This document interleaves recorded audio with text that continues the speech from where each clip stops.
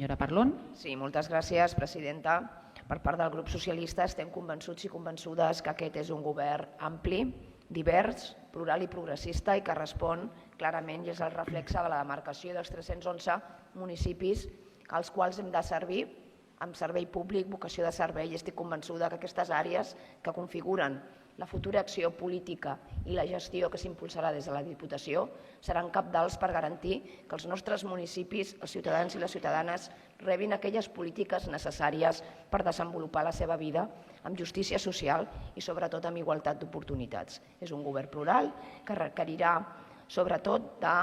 molt treball en comú i aquest és l'objectiu final que liderarà la nostra presidenta al capdavant de, com deia, un govern que serà el clar reflexe de la demarcació amb polítiques progressistes i innovadores i sempre amb mà estesa i capacitat de diàleg.